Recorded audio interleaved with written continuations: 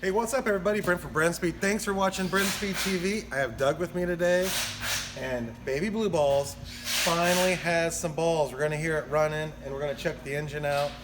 Please subscribe if you haven't. Hit notify, it's gonna stay up to date. I'm gonna show you some stuff on the Coyote we put in this V6 Mustang.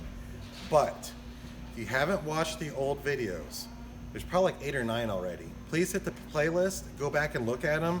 That way you're going to get all the info on the engine I use, the tranny, the rim, suspension, what's going on with this car, the control pack. But check it out. The engine's in and it looks good. And it was very little, almost no modifying needed done to put this in.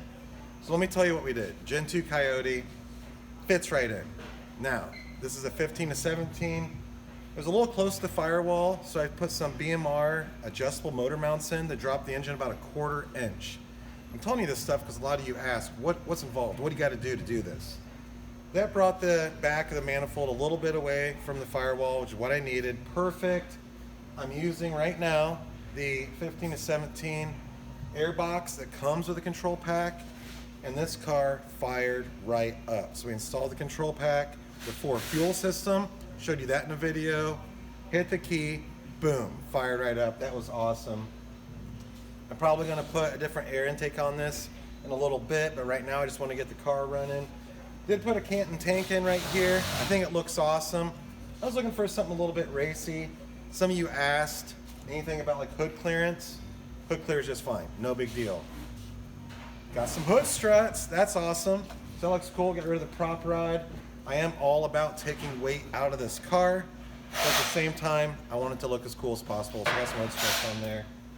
The 4 control pack computer mounted right in the factory location, right here where the stock computer was in. So I took the stock computer out, the stock engine harness out.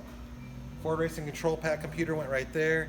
Then on the passenger side, up underneath the dash is where I put the fuse box and everything else. The OBD2 is long enough to run right to the factory OBD2 location, so that came out great. And this is the stock fuse box right here, still intact. Over here we have the fuel pressure regulator from Ford. I think this came out really, really clean.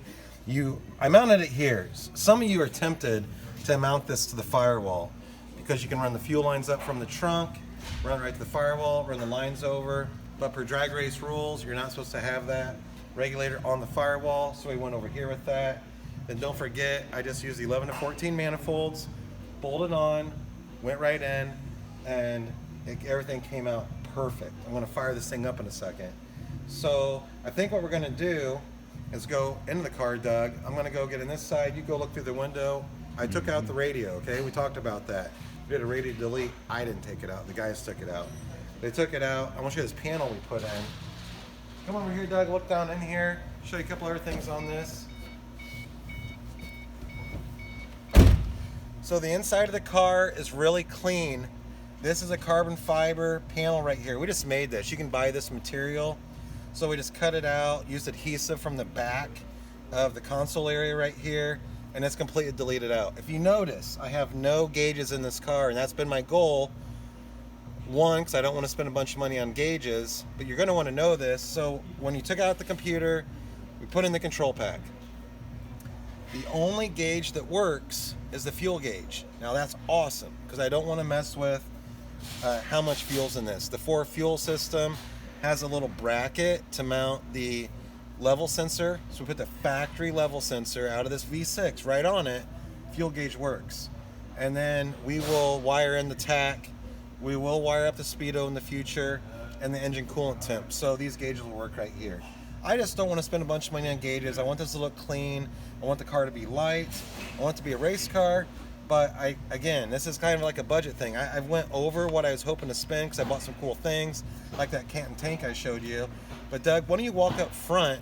I'm going to start the car, I'll get out, and we'll hear it run.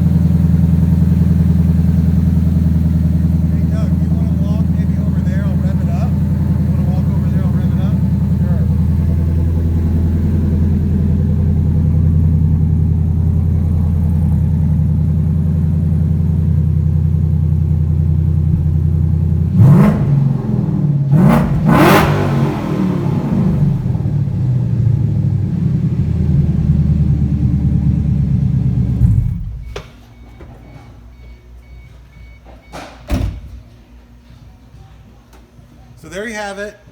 Another behind the scenes on the Coyote swap.